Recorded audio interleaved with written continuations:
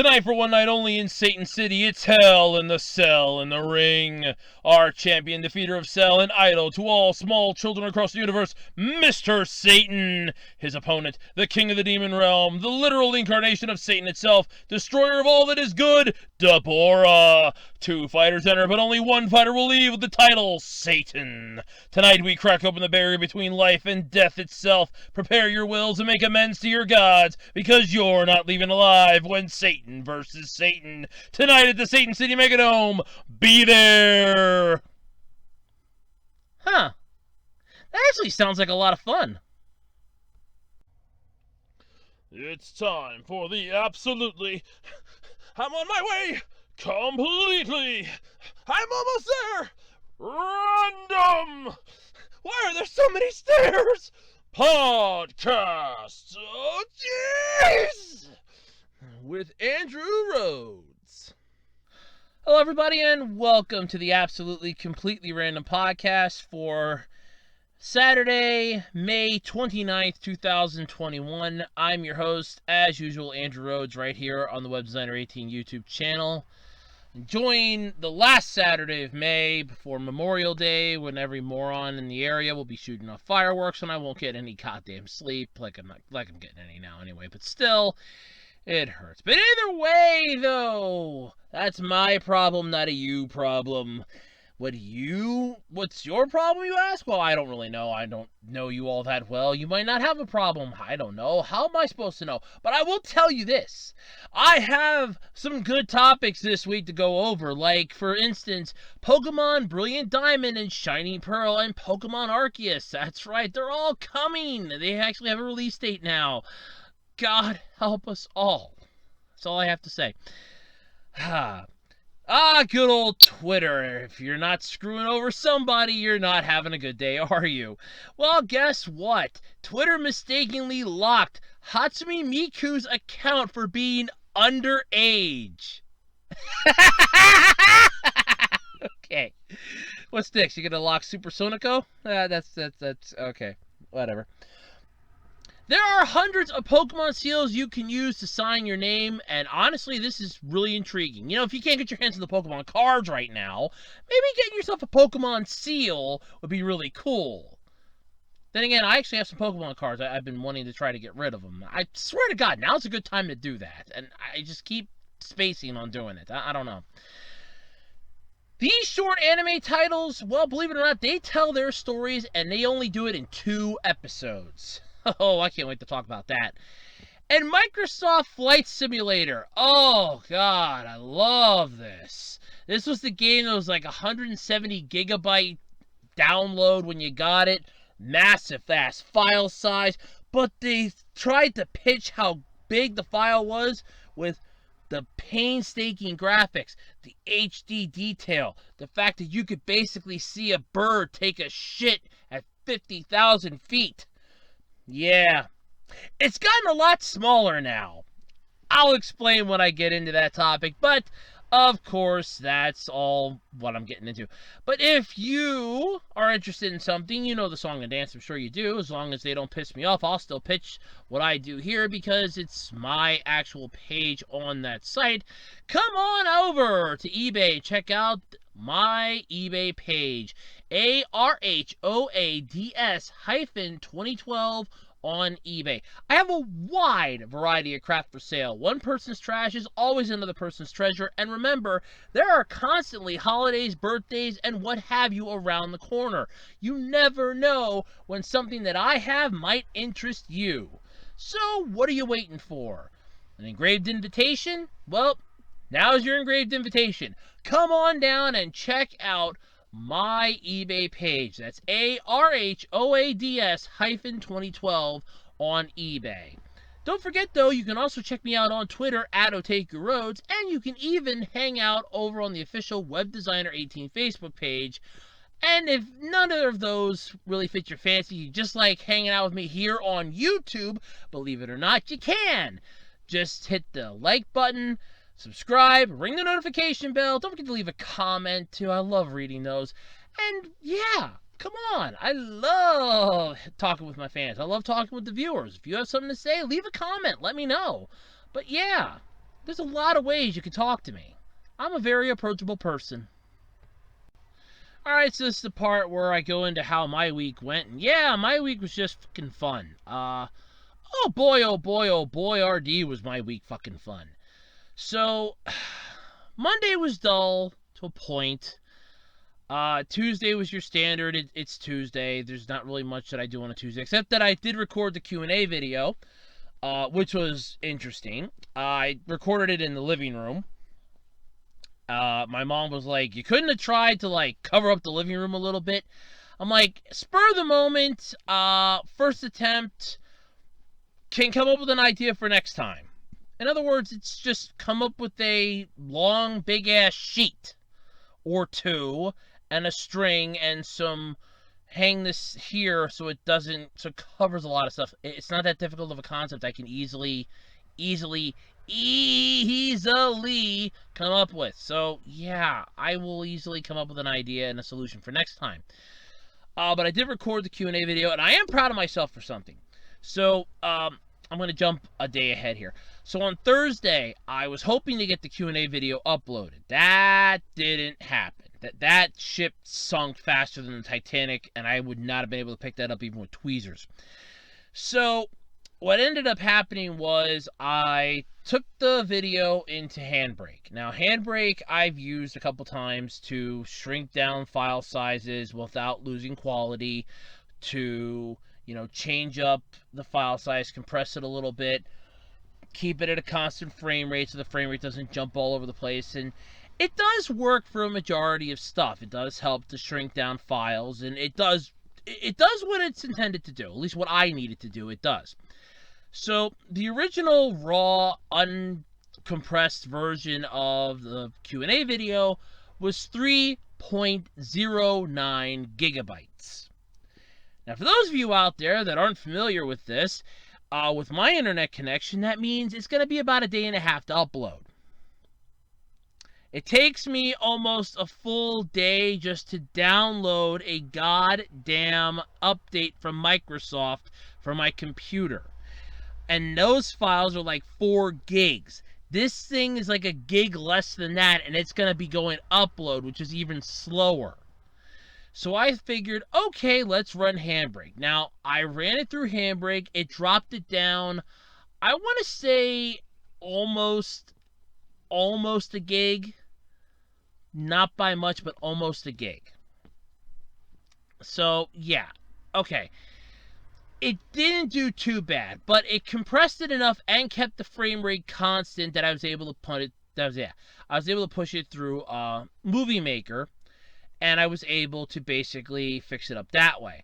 So in essence, by using 2 different programs, I was able to take a video that was 3.09 gigabyte and get it down to under 500 megabytes. I think the final size is like 4 something, like 464 or 474 or 476 megabytes, and I did not lose any quality. It has the same quality as it does in the higher end versions. It doesn't skip around. The audio and video are synced perfectly. I am quite happy with it, and I was impressed that I'd managed to get a 3 gig file. Boom! That is a huge compression without losing any quality. So I was like, yeah, I'm going to fucking take that win. I'm going to take that as a W. So that was Thursday. Then I put the video up this morning, which was fun.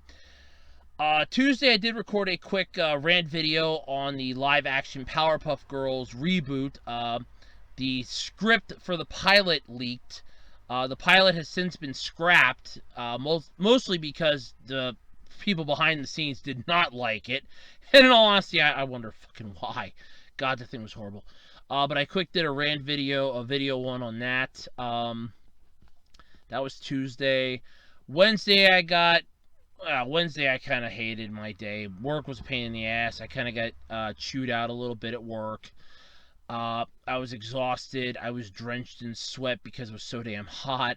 I actually had to come home. I actually took an ice-cold shower. My body just felt so heavy the rest of the day. It wasn't funny. Thursday, like I said, was basically meh. Friday was pretty much a carbon copy almost of Wednesday, and then there was today. Today really wasn't anything special. It rained most of the day. So yeah, that was pretty much my week in a nutshell. Yay! That was my week in a nutshell. Yeah, wasn't that great. But yeah, so that was my week. How was your week? Let me know in the comments. I actually do I miss that people don't tell me that all the time. I actually do miss that. I mean, if you don't want to tell me, that's fine. I'm not going to force it out of you. But, you know, if you feel like sharing your week, go ahead. Let me know. I'm interested. I'd like to know. But, yeah, so that was how my week went. Let's jump into the podcast then this week, folks. We got a lot to talk about. And I want to try to get this about an hour this time. Because I've been at almost an hour and a half. And I know for a fact it's pissing some people off. It just is, and I know it is. And they just don't have the heart to tell me. Yet. They don't have the heart to tell me yet. Okay, so I'm sure last year everybody remembers me talking about the new Pokemon games that were coming out. The remakes of Diamond and Pearl called Brilliant Diamond and Shining Pearl. And then there was also the other game that was announced that kind of, it made me cringe, I want to say, and it still does. And that would be Pokemon Legends Arceus, and oh, I'm just loving this. So we now have release dates. The Pokemon company finally decided, hey, we're gonna yank our heads out of our ass, and we're finally gonna give a release date. And to nobody's shock and awe, it's fucking November. Right about the time when Black Friday shoppers will be going to get their hands on those holiday deals. It's November 19th is when Brilliant Diamond and Shining Pearl, the remakes, will launch. And the new open world game, though, Pokemon Legends Arceus, you're going to have to wait until January 28th of next year to get your hands on that hot item. It's an open world game, though. Yeah, that's the one that it's basically, you go around fixing up the Sinnoh's first ever Pokedex. Which begs a question that I want to ask, because is it your job in the Sinnoh games, and basically in any of the Pokemon games, to be the one to collect data on the Pokemon that you're encountering in the region that you're in? So, in essence, we're basically like Red and Blue. And I'm just spitballing this here. Doesn't that mean that we technically are doing that in the main games as it is? Why do we need another game for that? And I still want, I'm just going to say this, okay? I still want a real-time Pokemon game where you literally can control the Pokemon with the joystick or the D-pad, and you have 4 buttons, each correlating to an attack. The trigger keys guard, and if you guard and move like the joystick or the D-pad to the left or the right or back or forward, it dodges. It does like a dodge roll sort of deal, or just dodges out of the way. I'm still waiting for that. Okay? I'm still waiting for that. I really want the Pokemon Company to finally take that into consideration and just make that. That's what we freaking need. But of course, all 3 games are going to be Nintendo Switch exclusives. Of course they are, because the Switch is Nintendo's baby. It's the new hotness. It's never, ever going to go away. Though we kind of already guessed that. The author at the... Sorry about the yawning there, by the way. The author at Kotaku pretty much already figured that out. But they're the biggest fans of Pokemon trainers. They're looking forward to playing Pokemon Legends, fresh take on the franchise.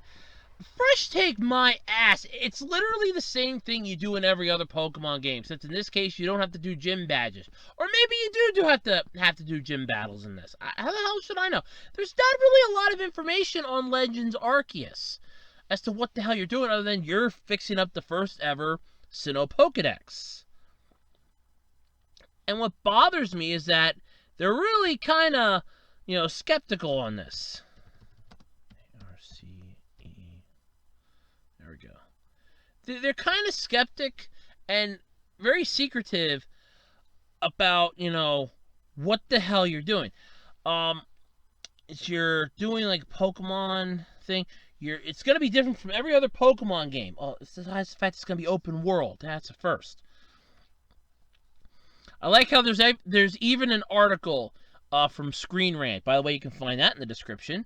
I'll make sure I copy that one right the hell now so I don't forget. But yeah, so apparently there's a thing from there explaining how the freaking Pokeballs work. So my guess is we're getting brand new Pokeballs, different entire generations worth of Pokemon, and you're basically telling me, and I want to stress this, okay? You're telling me that this is going to be a whole new game, but yet it's the same gotta catch 'em all basics that every other Pokemon game is. So, what's new about it? It takes place in a bygone era of the Sinnoh region, and it will likewise feature some retro Pokeballs to be thrown by players. This thing looks like something you'd find at a steampunk convention that missed the fact that it's not a steampunk convention. Fans were surprised by the announcement, though, of Pokemon Legends Arceus, and excited by the prospect of a truly open-world Pokemon game. I'm more or less excited at the fact that they're actually coming out with a new game that isn't based off of a color, or an item, or a letter of the alphabet, or an... You know what? Just never mind. There have been plenty, though, of concerns over the Switch's ability to run Pokemon Legends Arceus, since even the trailer had some significant frame rate drops. That's not a good sign. If your system that you're pitching this on can't even handle it, your ass is screwed before you even begin. So, yeah, I'd be a little hesitant there. But the gameplay, though, still promises to be something unique to the incredibly popular franchise. Trailer shows that Pokeballs can be aimed and thrown outside of battle, something usually reserved for the battle menu option. Yeah, this could have been something they could have included in, oh, hold on a second, any Pokemon game. Oh, look, you've encountered a random Pokemon in the wild. You see, especially when they went to the DS, when they made the leap from literally in the Sinnoh region. I'm gonna right at the start. They could have done a little gimmick where you can chuck the Pokeball and capture it, sort of like what they did in the Safari Zone, or even better yet, the little mini game that you had to play to transfer your Pokemon over in the Sinnoh games. In Diamond and Pearl, to transfer your Pokemon from one of the previous games, you had to do this god-awful little, and I mean god-awful. I hated doing that little mini game. But you had to, like, chuck Pokeballs and it would catch them.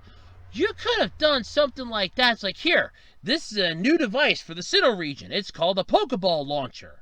You don't chuck the Pokeballs to capture Pokemon. You need to use this Pokeball Launcher. And it's just something that's on the DS touchscreen. You flick the screen up, bing, you catch it. No.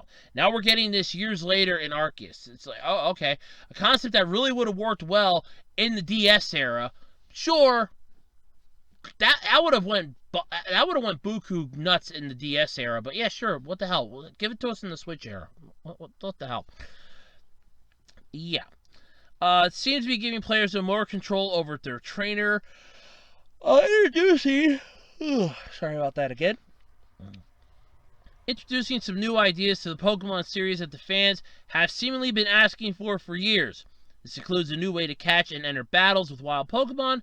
Players are able to sneak up on a Pokemon, observe it for research purposes, and then toss a Pokeball in its direction and try to catch it.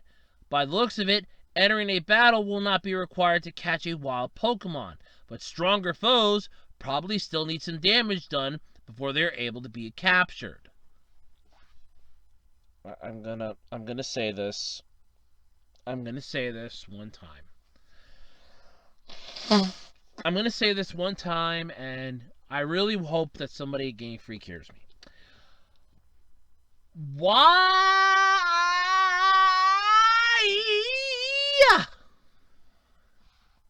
Thank you.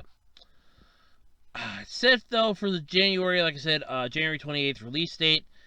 The battles are going to work much in the same way, though, according to the website. Players will approach a wild Pokemon, but instead of throwing an empty Pokeball, Select one with an allied Pokemon inside and toss it at the wild creature's direction. Battles appear to take place in the open world as well, instead of transitioning into an instanced area like other mainline Pokemon games. So in other words, we're finally getting the open world game we've wanted, something that in a way they could have done with some of the gimmicks that they had in the past games, and literally dragged all of that shit into one whole game, but decided, meh, we're not going to do that. And now they're doing it. See, this is how you know that your franchise is going in the toilet, when you're finally listening to the fans and you're giving them what they want to shut them up. This is when you know your franchise is in the toilet. Think about it logically here for a minute, folks. If their franchise for the games, the series is going buku crazy. God knows the trading cards are flying off the fucking shelves. If the video games would be doing this good, okay, they would not be pandering to the fans like this.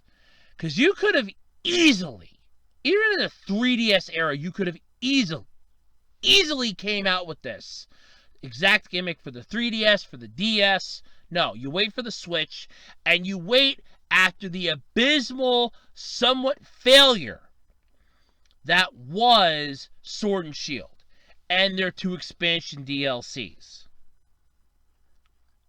Then all of a sudden it's like, okay, well, we're going to come out with the 2 new remakes. That should settle their asses a bit. And a brand new open world game. This one should definitely net their asses back onto our side. What's worrying me about this is I kind of feel like they're biting off way more than what they're capable of chewing. I'm just... I don't know. I'm worried about it. See, here's blah blah blah. More thing about Pokeball. Old school Pokeballs in Arceus used a mechanical latch instead of the little button on it. Looks like it belongs in a treasure chest, though the building materials are not as sophisticated and technology is still fairly impressive.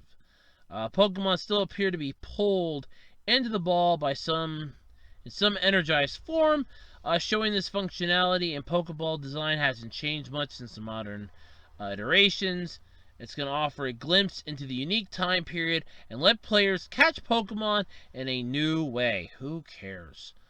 Look, like I said, in all honesty, if the Pokemon game franchise wasn't in the toilet, they wouldn't be pandering to the fans. And I feel like this is pandering to the fans now. You know you fucked up with, and I'm going to say it. I'm going to say it because you know it's true. You know you fucked up with Sword and Shield and its 2 expansion DLCs. You know you screwed them up. You're pitching the reboots of Diamond and Pearl, which were very successful. Diamond and Pearl were successful because they were the first jump off the Game Boy Advance to the DS. And it was met with overwhelming success. I even bought a copy of Pearl. I remember playing that. I remember hating Sinnoh with a passion because of it, but I remember playing it. Unova was my favorite region by far. I would love to get my hands on Black 2 and White 2, but I loved playing Unova. Unova was my favorite region. But you know for a fact that you've messed up when you basically are now pandering to the fans and you're like, look, we're taking your ideas that you've been pitching and squawking about on Reddit posts and blog forums and other shit. We're taking all those into consideration now to give you guys a game that you're gonna love. An open world Pokemon game you've been begging us for years.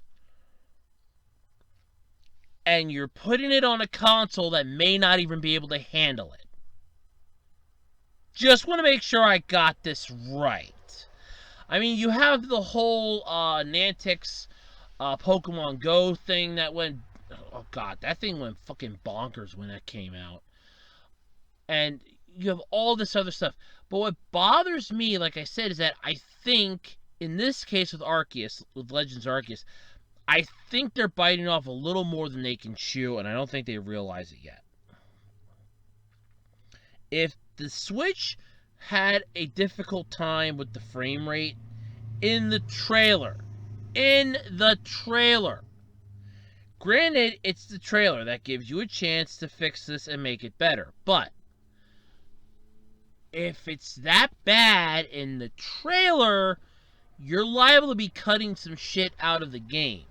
And you're basically calling this the National Dex all fucking over again.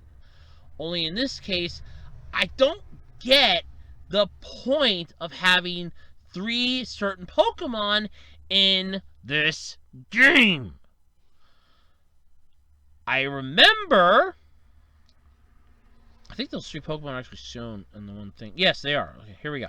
Okay, so there's Rowlet, Oshawott, and Cyndaquil.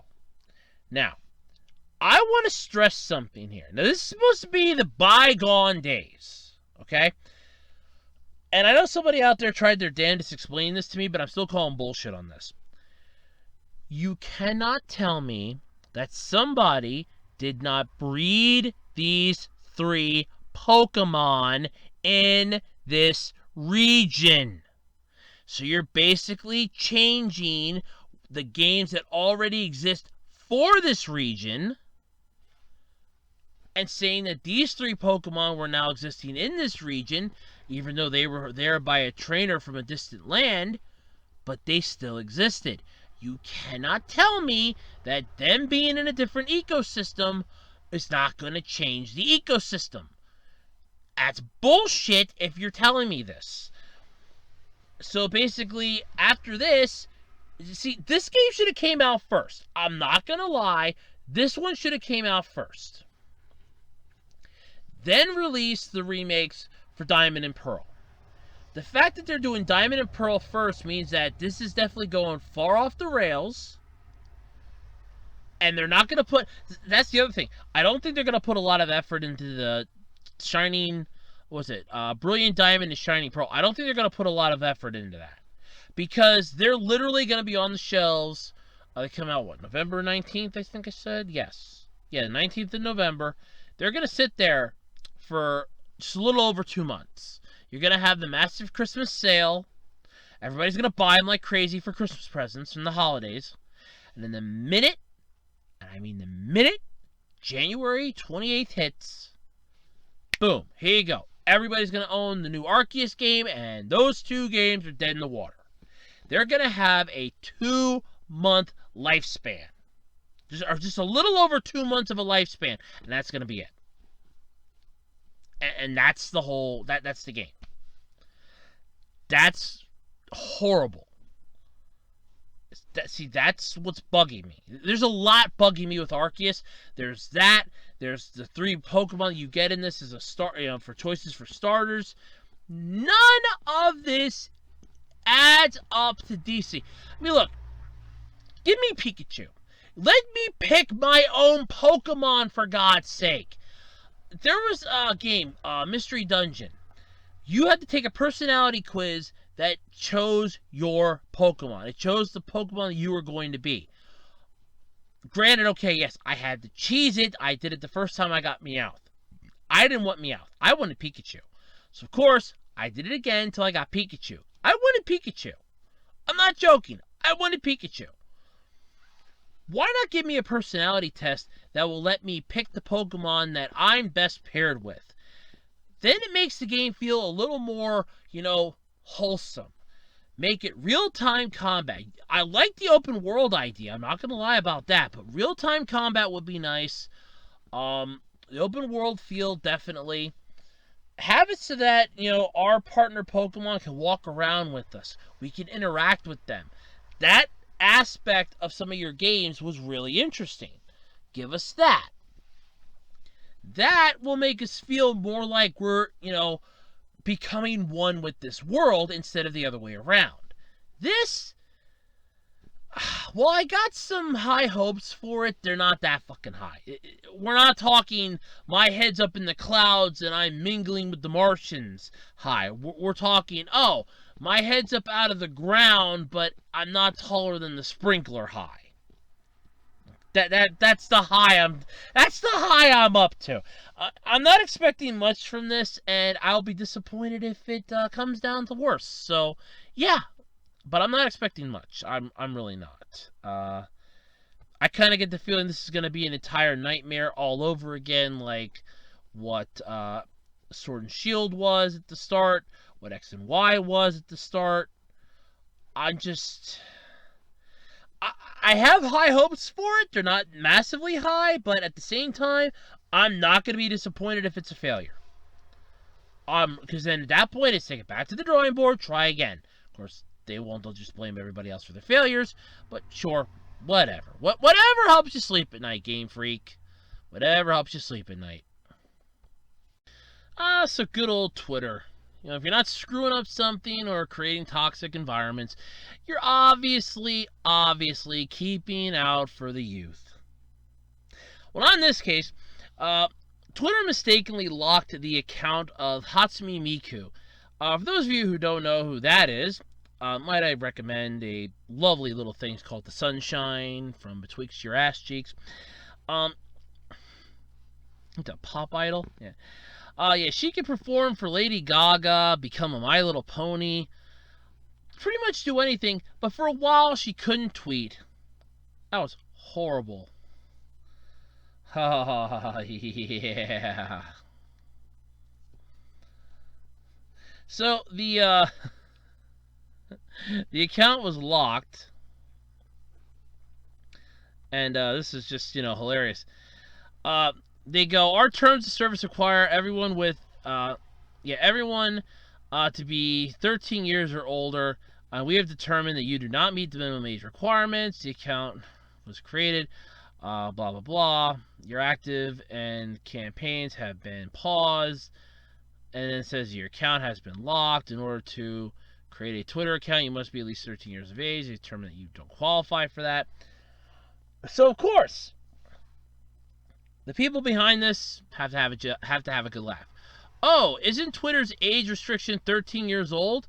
I can set the Twitter account birthday to Miku's actual release year of 2007 now, said the Miku English Twitter admin.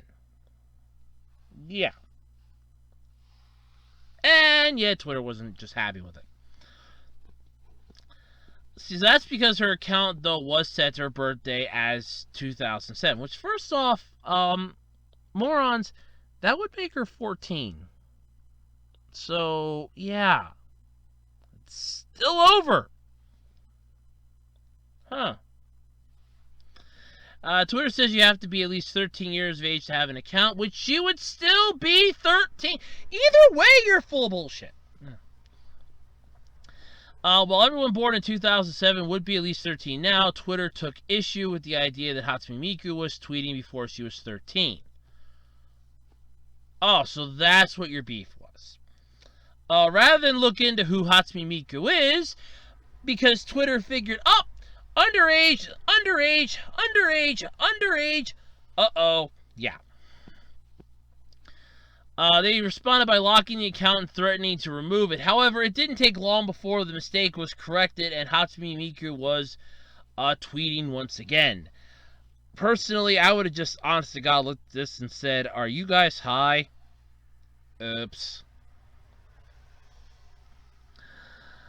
But it is a good thing, though, because you need to be up to date for the Miku Expo 2021 online concert scheduled for June 6th. But yeah, so Twitter I can see their point, but a simple Google search, a Google search would have easily been able to tell you who Hatsume Miku is. And then just like that, okay, never mind, okay, never mind, okay, never mind, okay, never mind. Yeah, gone that route.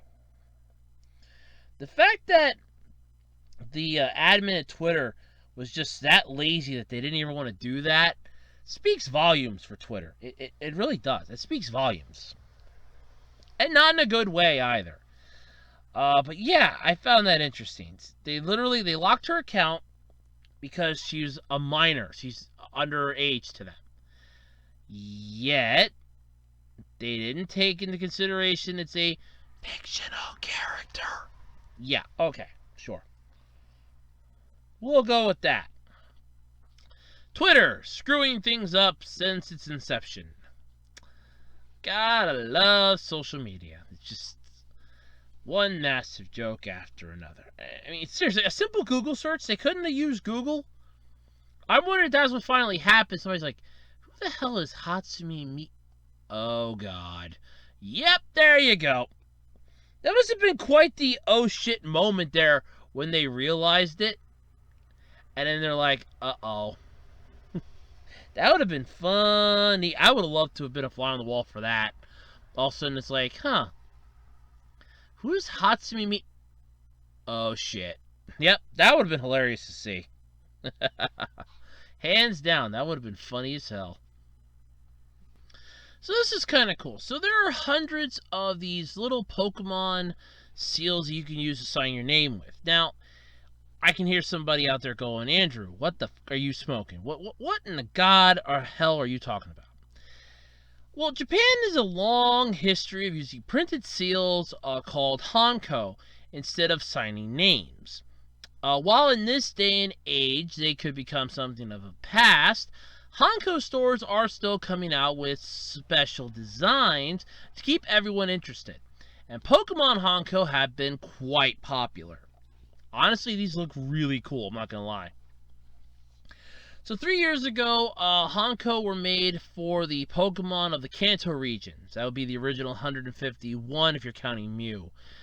And they've done so well that the practice has continued to the Johto, Hoenn, and Sinnoh regions with special Pokemon Hanko of their own, as well as the now Unova region joining the ranks with all 156 of their own Pokemon, bringing the grand total to 649 designs. That's a hell of a lot of Pokemon. Yeah. That's actually pretty cool. So, but which one would you choose? I mean, first off, I'd pick Pikachu with it, freaking hands down. But I'm kind of curious what these things would go for. Legitimately, I'm actually kind of curious because I'd love just to get a Pikachu stamp. Just to honest to God have a Pikachu stamp. I would love that. So I'm kind of curious here. Hold on. I am curious what this would go for.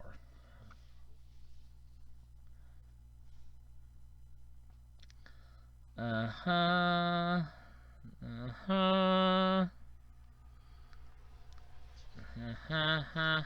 on. Let's see here. Okay, I'm looking at this in the wrong spot. I need to go to shopping.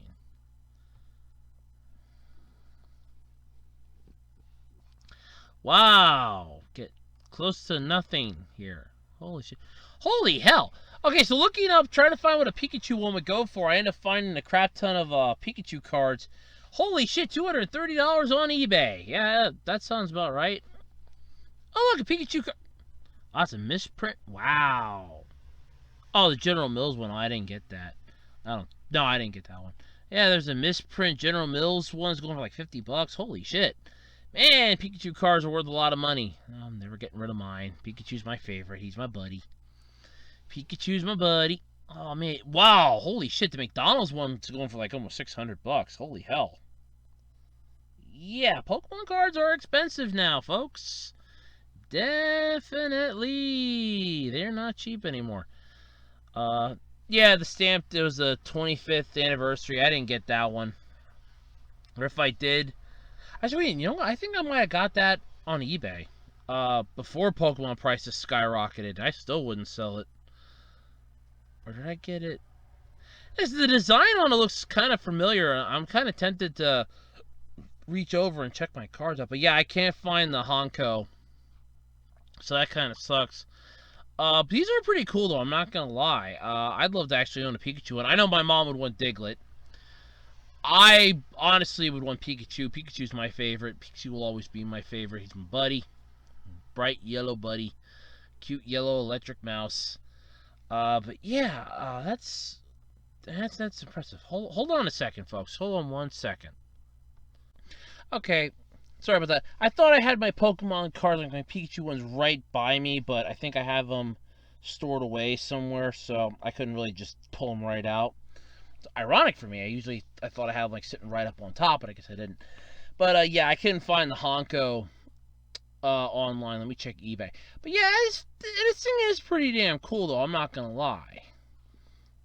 Here we go. eBay. Come on, eBay. Don't fail me now. Who am I kidding? Come on, eBay. Fail me now. Okay, here we go. Okay. Says you cannot tell me that somebody is not putting these things up on here somehow, some way. Okay, here we go. Yeah, there's one on here. $48, 57. Yeah. Okay, so there's a few of them on here. Okay, so they're not going cheap. We'll go that route. Holy crap, Crayon Shin-Chan. Wow. Damn, that's old. That's old school. But yeah, there's some on here. Let me click the first one here. It says name stamp with your favorite Pokemon, Hanko seal, kanji, antique Japan.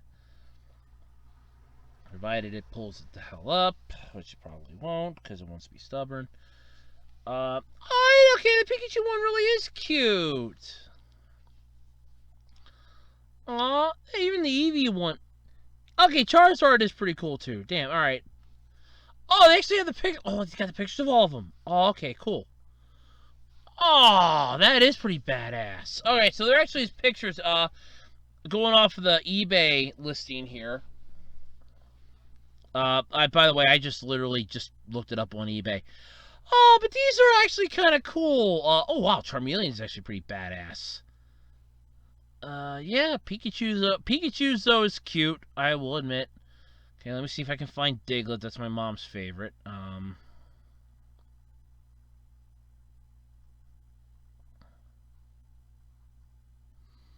Okay, let's see here.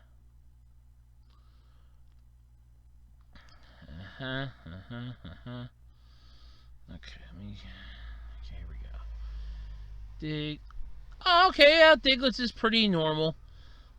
They got like all the Kanto ones on here, like all the Kanto ones, or just certain. I can see all the Kanto ones. Yeah, I'm alright. I'm impressed. Wholeheartedly impressed. Yeah, definitely. So these are what they look like. I guess I can link this one because I think this is exactly what they are. But yeah, these are actually pretty damn cool. Holy hell. Do they do shipping outside of the... Oh, yeah, they do. Free shipping. Oh, you can even make an offer. That's even better yet. It's $48 or best offer. What's the conditions on here? There's got to be a catch on this somehow. Let's scroll down here. Okay. Stamp with your favorite Pokemon. Hanko Seal Kanji Antique Japan. Description. Why don't you make the only Hanko in the world? What is Hanko? Japanese use Hanko in which our last name is carved instead of a signature on many documents. We will translate your name into 3 types of Japanese characters. Kanji, hiragana,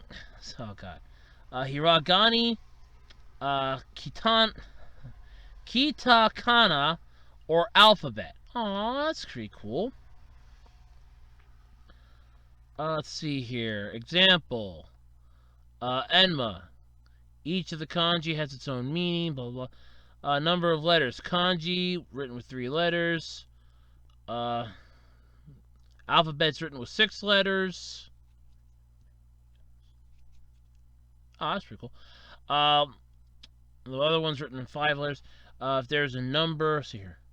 If there is much number of letters, each will be a smaller one, so it's easy to be destroyed. Oh, that's not good. Okay. The item is custom made, so every order will be shipped within 30 days. We're sorry for taking a long time. Oh, that makes sense. So you can choose the body color, choose the ink color, let them know the letters that you want. Alphabet's up to 6 letters. Kanji's up to 3 letters. Haraki's up to 5 letters.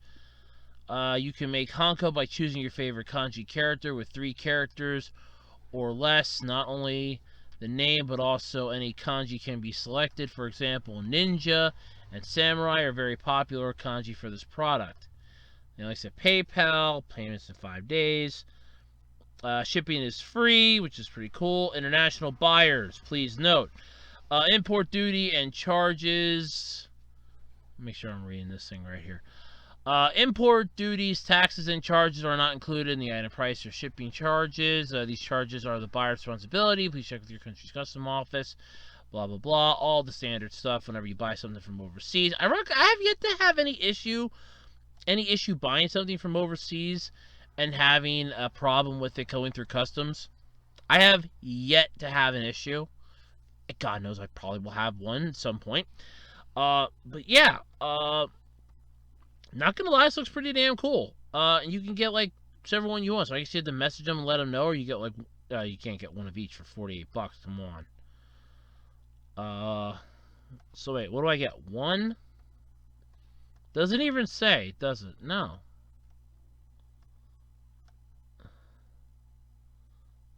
Okay. Okay, the number of your favorite Pokemon from the image, from those images. Okay, so you're spending $48 for one of them. But since it has to be custom made, that's probably where a good chunk of your cost is going. So that's actually pretty damn cool. I'm not gonna lie.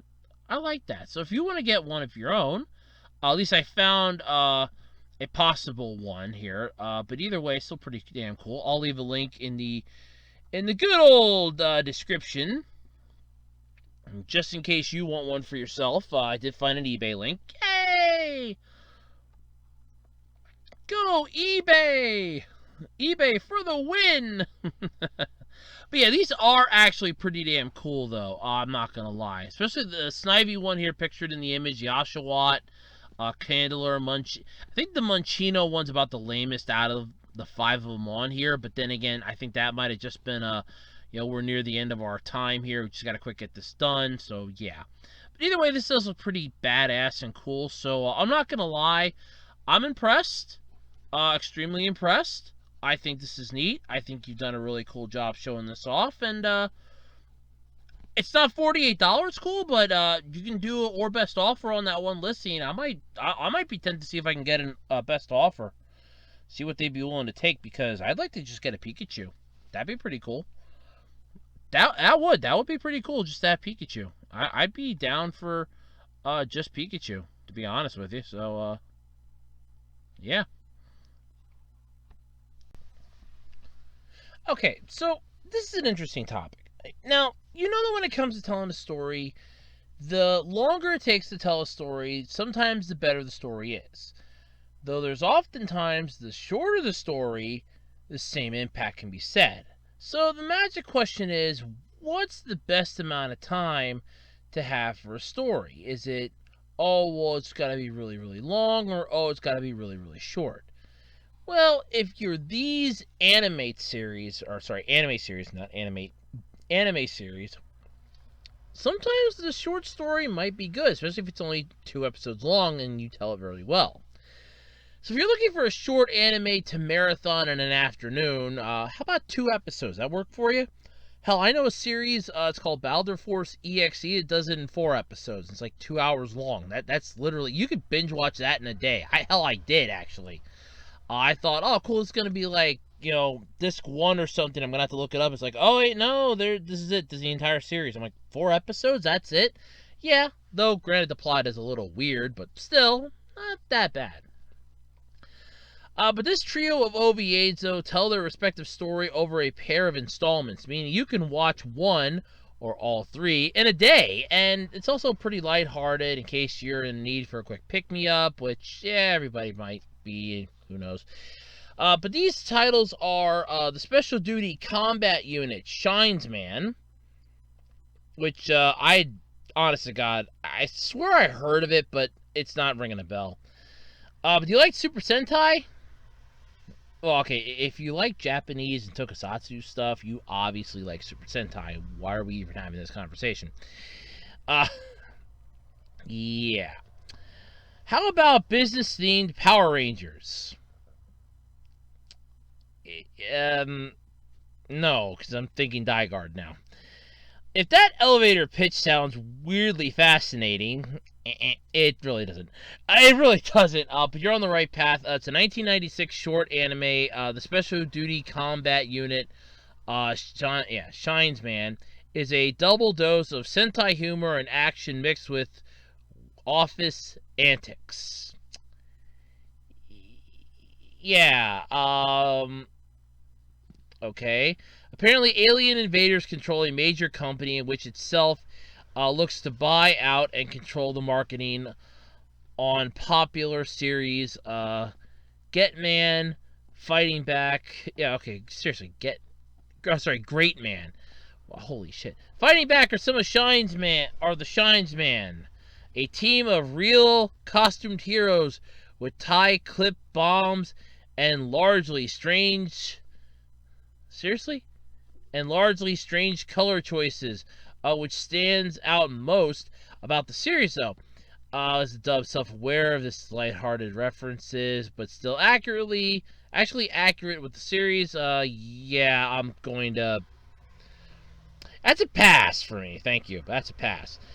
Dragon Half. I think I've heard of this one, too. This short anime, though, was almost longer, 4 episodes rather than 2. Like I said, I've watched Baldur Force EXE, and that's 4 episodes, and it's really good. Computerized world, all hell breaks loose, robots, internet. It's amazing. There is just a weird part, though, in Baldur Force where the one character gets assaulted by the guy is actually a rapist in the series. And he just captures her, puts her into, like, the dark net, and just tortures her. That's, like, the weirdest part, and that's, like, I think 5 to 10 minutes in an episode. It's, like, in episode 3.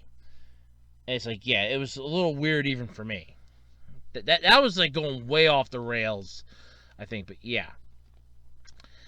But sadly, though, fans at the time lost interest, but we still have what does exist to enjoy. And that includes veteran voice actress, Kotono, I'm gonna mess this up, Mitsushi, as a dragon/human hybrid in love with a singer named Dick Saucer. Oh, I think I remember why I know of this one now. I think wasn't this a Anime Abandoned one, or the Anime for Dummies guy might have done one of these. I don't remember, but I think that's where I saw this before. Hell, I just found out today that if you've ever seen Malcolm in the Middle, I just literally learned today what the anime was in the opening sequence. It's called Nazca. And it sucks. Boy, does it suck. Oh my god, does it suck. But yeah, but I digress. See, Dragon Half is based on Risuki Mita's sword and sorcery manga. It's a story of a star-crossed lovers, a half-dragon, and a dragon slayer. Oh, okay, seriously. To win Dick Saucer's love, our heroine, Mink, searches out a potion that will render her fully human. So this is like Shrek, only stupider. So this is like Shrek.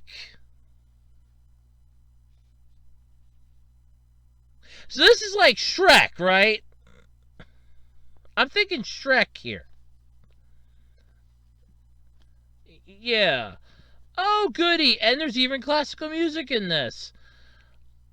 You do get to hear her sing about omelets to the tune of Beethoven's 7th Symphony, Movement 4.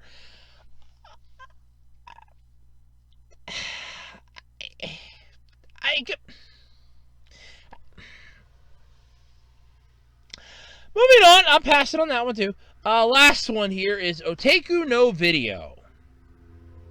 Honest to God, I never heard of this one. But for short anime that packs a punch, Otaku no Video has the biggest return on investment, or the biggest ROI. The 2-part OVA from Gainax is a fictionalized account of the studio's inception, with a special focus on the life of an otaku. derogatory, thank you, in 1980s Japan, choosing to become otakuins. Rather than being mocked, our two leads set out to forge a path for themselves in the world of anime. I don't even want to tell you how insulting that sounded as I read it. The show also contained live-action mockumentary segments purporting to blow the lid off of the real otaku life. How accurate these clips are is up to you to decide. In fairness, but they've seen ourselves in them a bit, so yeah. I mean, let's face it, there are people that are still pissed off at the concept of a NEET. There are people that are still pissed off at otaku. I mean, I like how that one person goes, if you go to Japan and you actually say that you're an otaku, they're liable to kick your ass. I'm thinking to myself, yeah, okay.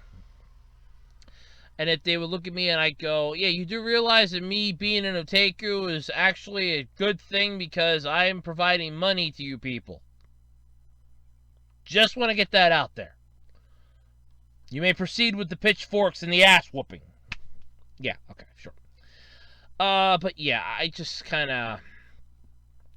I don't know, I kind of feel... I want to say I almost feel like the entirety of this was basically BS'd.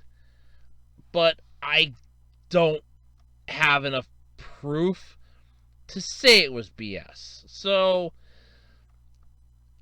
I'd like to take it as you will. I guess is what I'm gonna go with this. Take that list as you will. I don't know whether or not it's going to be, quote the devil here, good. But yeah, I take it as you will. Still, though, it could be worse, but, otakuins? What the fuck is an otakuin? The hell? It sounds like I'm an outcast on Tatooine. God, it's almost as bad as me finding out that one of the Beanie Babies associated with my birthday is a fucking turtle named Slowpoke. Why am I a turtle? Why am I a turtle? So I don't think it's any massive secret that I kind of have some disdain towards the newer video games. Mostly because the size of these things is tremendous. I mean, you're talking a file size that could basically rival my fucking hard drive on my goddamn computer, on my laptop, my very first laptop, okay?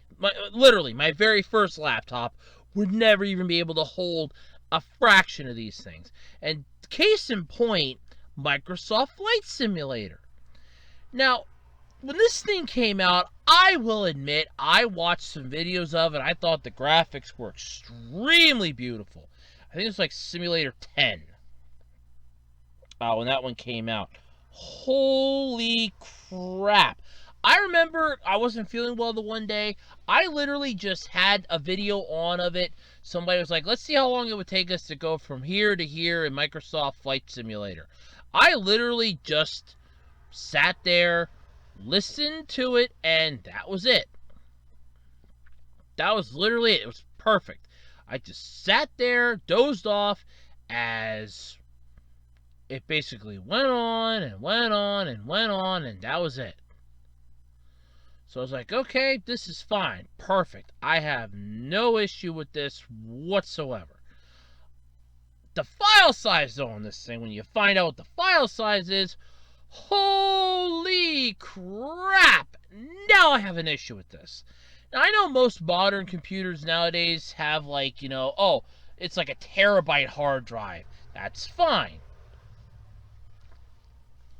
But the thing is, and this is honestly the part that even I have to kind of question here, when you have a game that has a base file size that's 170 gigabytes, I think we have a problem here. A very, very, very big problem here. Just get that out there. However, Microsoft Flight Simulator's base file size just got a reduction from the 170 gigabyte that it was down to a very manageable, albeit still massive, 83 gigabytes in its latest update, trimming down more than half. This is putting the flight sim around the size of Final Fantasy 15. Again, this is putting a flight simulator around the same size, I'm not even joking, around the same size as a full-blown console game. It's a far cry from the notorious hard drive, space-hungry games like Call of Duty Modern Warfare and Red Dead Redemption 2, though. So there is that, I guess, to go off of. Not exactly much of a win-win scenario, but still. But the update also brings a variety of other gameplay adjustments, the importance of which largely escapes even the writer of the article. But they just picked out a few of them. Hey, bug, that's something I saw the AI disable. The auto throttle on all planes has been fixed. And it seems like a big deal. Oh, and the weather radar now displays precipitation instead of cloud coverage. Woo!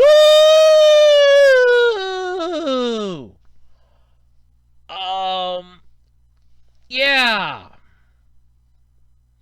So, you took the base game from 170 gigabytes to 83.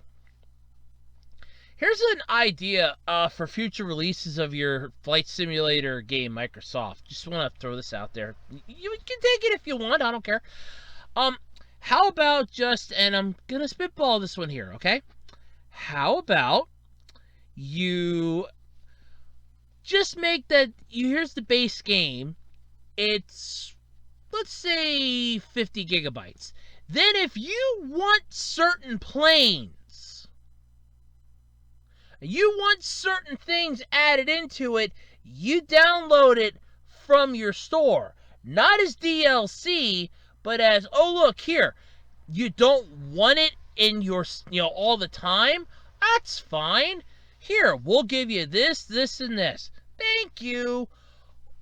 Why not that? An a la carte option for some of the stuff inside the game. That's what took up a majority of the freaking files. 170 gigabytes. God damn. I honestly think I picked a damn good time to get the hell out of gaming. At least the console-wise gaming. I picked a damn good time to jump ship. Oh, God. I mean, holy hell. There's a full list of changes. Oh, Lord. There's a full list. There's a full list. Oh, God. I'm terrified.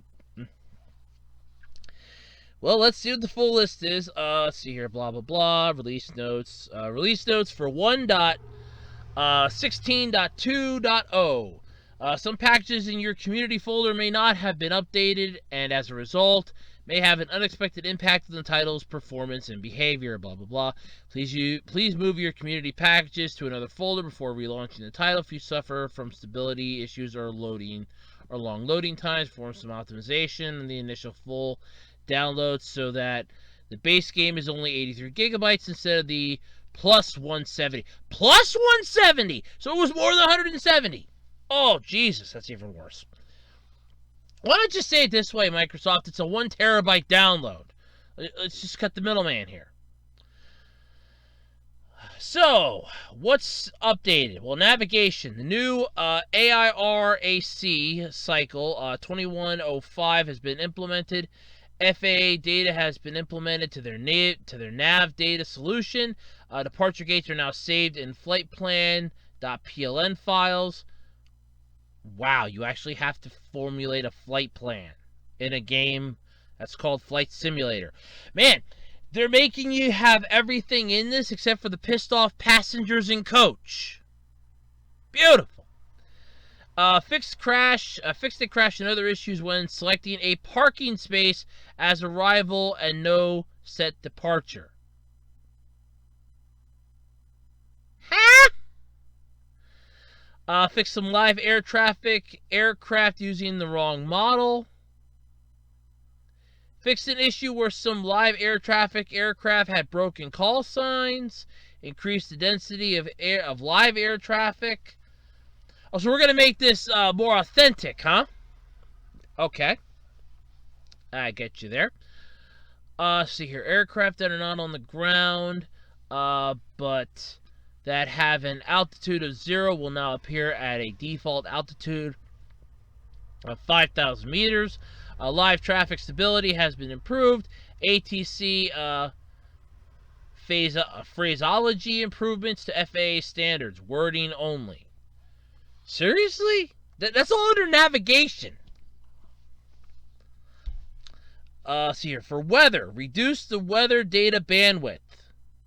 Improve precision of live snow coverage. Visual effect only in assistance now does properly deactivate other weather effects. Visual icing has been renamed icing in the dev mode because it impacts the whole icing system. Icing in dev mode only changes visual effects if visual effects only is activated. Ice constant decay is no longer ignored outside of frost conditions. Accelerated pilot icing model while making it slower to defrost. PIDOT, I guess. Fix PIDOT icing not scaling with the number of instruments. Fixed overspeed controller vibrations not affected by... Is that supposed to be pilot? No, PIDOT icing. That's supposed to be pilot icing. I don't know. Decrease structural icing rate by a factor of 15 for severe icing, 6 for moderate. And that's just under weather. Planes! Added altitude inception for pitch hold mode, increased native induced drag amount, and improved induced drag perception. Autopilot no longer flies towards a waypoint removed from the flight plan. SimConnect interjects injected traffic, VitSim, and IVAO should now be displayed in HTML/JS instruments that have traffic displays as well as the VFR map. Can somebody explain this shit in English, please? I think that they dug half of this shit up in Roswell. Fix SimVar acceleration not taking impacts into account and returning wrong values on ground. Writing back corrected acceleration values after impact resolution so that they are exact when pulled as a SimVar. Flap stalls, wings, and fuselage updates of flight model. More cleanup of the flap systems. Support multi-systems with different number of levels and max angles. Increase threshold to avoid trim flight against elevator to 50% corresponds to disconnect threshold. Change the elevator AP with trim to avoid fighting against user input when user input is greater than 50% on elevator. Somebody explain this to me in fucking English, please. Allow setting the empty CG position out of limits. Fix more audio not playing on large aircraft. Oh, I would hate to not be able to hear the engine blow out at 50,000 feet, realizing that everybody on board's going to die, and I can't go and say, "This is your captain speaking. We're experiencing some slight turbulence, but we should be out of this in a matter of, who the hell am I kidding? Smoke 'em if you got 'em, folks." Yeah, no. It's great. I'd love to have that. Fix auto throttle, sometimes disabled by AI. And that is all under planes. There's turboprop. I'm not reading these anymore. There's turboprop. There's others. What the hell was that? Stability and inertia pass on Cessna 172 Skyhawk and Cessna 152. What the? Oh my god, this is input! User interface, oh my god, documentation. Oh my god. project editor, scenario editor, aircraft editor, visual effects editor, flight model, SimConnect audio. Known issues. You may crash when exiting VR mode. This issue is being investigated, but we suspect OpenXR Preview Runtime V106 may be involved. If you experience this problem, we recommend you revert back to the official public runtime V105. That's all the newest updates in Microsoft Flight Simulator.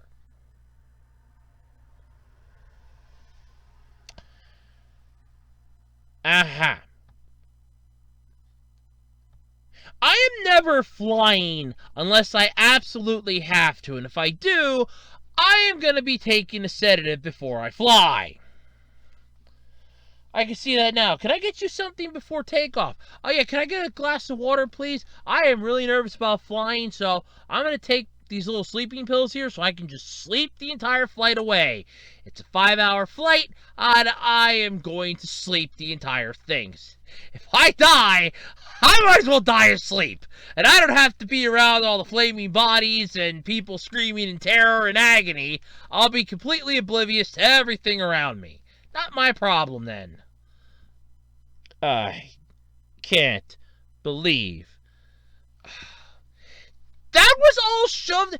Why didn't you just come out with a bare bones? Here's some planes. Here's some of this. The computer does a majority of your stuff. You can enjoy flying and have that be the bare bones version. And this I could see for like the deluxe edition. That's insane.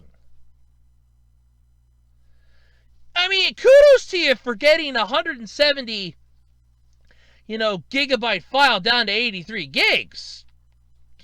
That's a kudos in itself right there. You have my kudos on that. But you've gone about this in a weird-ass way, I gotta say. And, no. Just, wow. I'm never playing this game. Just gonna end that right there. I'm never playing this game. Alrighty, everybody, and that's going to pretty much do it then this week for the absolutely completely random podcast. I'd like to thank everybody for sticking around with me. I know I probably went over the hour. I usually do. Who am I kidding? I mean, when have I ever stuck to a time constraint that I've actually been able to follow through on?